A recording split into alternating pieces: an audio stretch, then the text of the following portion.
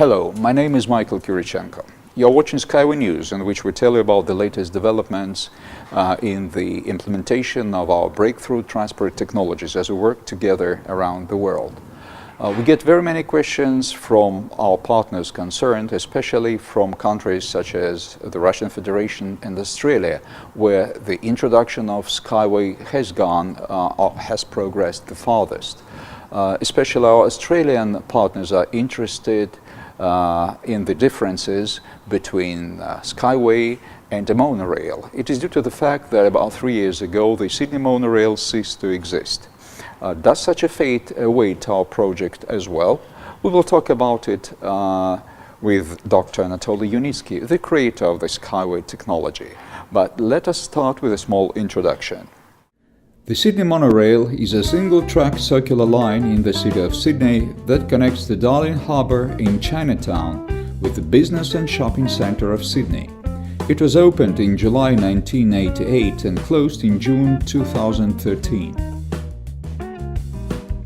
Sydney monorail was more of an amusement ride than a part of public transport.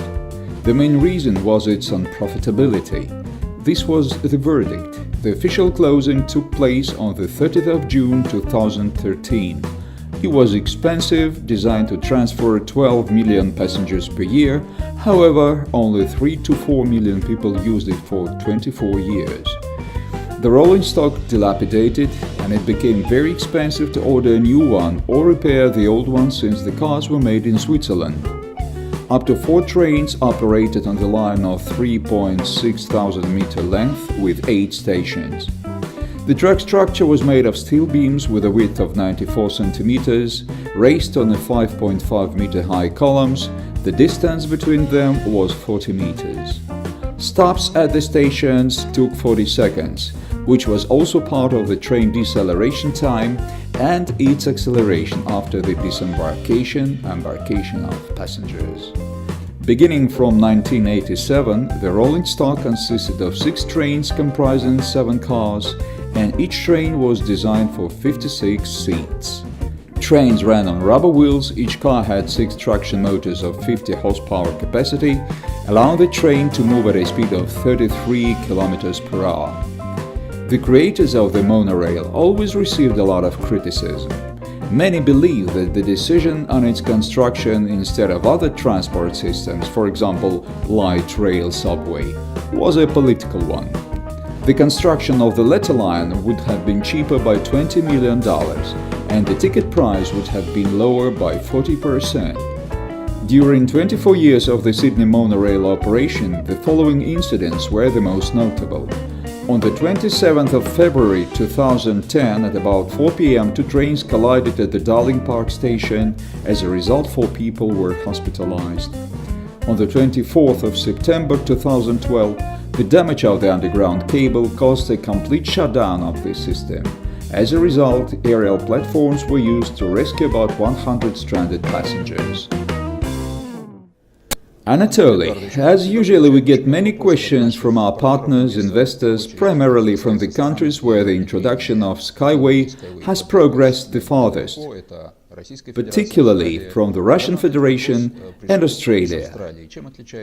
This time a question came from Australia. What is the difference of the monorail from SkyWay? They are very interested in it because the Sydney monorail ceased to exist almost 3 years ago. Will the same happen to our transport infrastructure complex, in case it is implemented in Australia?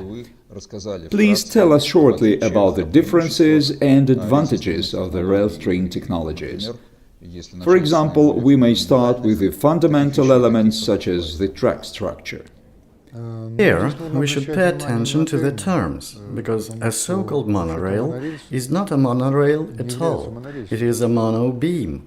How can we call a rail the structure of 1.5 to 1.5 meters in cross-section? Are you speaking about the Sydney monorail? No, I mean a monorail in general. It's accepted term. Wheel pairs roll on it. What kind of a monorail is it? Are actually a variant of flyovers with conventional beams having all their disadvantages. Just the two of them is large materials intensity and high cost. In addition, the presence of expansion joints, because such structures cannot be built without them. The joints produce banging and hence wear and tear of the structure. Water gets there, and in winter the wearing process starts. The bearing capacity of such structures also decreases, therefore they have such high materials intensity. As regards the rail string track, it is a real monorail, since we have only rails. As a rule, we use not a monorail, but a double rail. Usually, we have two string rails. Therefore, it is clear that these two are different structures. They cannot be compared in the structural sense. Certainly, they can be compared by features. So, down to the features. Why was the Sydney monorail dismantled? The reason is the structure design of this particular variant of a monorail. They have many variants of it. For example, the Wuppertal one in Germany. This is a conventional monorail road built in the end of the 19th century. It is already 120 years old. Nobody dismantles it, it is fit in the city. Therefore, let's talk about the differences and advantages of a SkyWay string track over a conventional monorail. Firstly, with SkyWay track, the material consumption is reduced by 20 times and, consequently, the cost of track structure is reduced by the same rate. It must be paid back. That's why depreciation of capital expenses is always included into the travel cost. As a result, our travel cost in this aspect will be lower. Secondly, engineering costs. Heavy gauge beam structures with a big surface are prone to corrosion as they are steel structures. They require significant maintenance. They have expansion joints, supporting members, powerful supports. Therefore, maintaining such a big structure requires great operating expenses. In contrast, ours are much lower. Again, our net travel cost in this part will be lower. Now for the energy consumption. Monorail tracks in Sydney, as far as I know, are designed for a rolling stock with rubber-covered wheels. The rolling of this wheel, even on a steel beam, encounters great resistance. In our case, a steel wheel moves along a steel surface. In addition, our wheel support is improved compared to a railway one by twofold. Therefore, in our case, energy consumption for overcoming wheel rolling resistance is also lower. As a result, travel cost in this aspect will be less as well. Another advantage that we have is absence of airfoil effect, as we have two rails and no solid road bed. We have envisaged highly aerodynamic design for our vehicle, which we call a unibus. For these reasons, we need approximately 10 times less energy for transport operation. So, in this aspect, our travel cost will be lower again. Thus, it turns out that our net travel cost compared to a conventional monorail will be 10 times lower. The whole transport system will be 10 times cheaper, and hence its payback period will be 100 times shorter.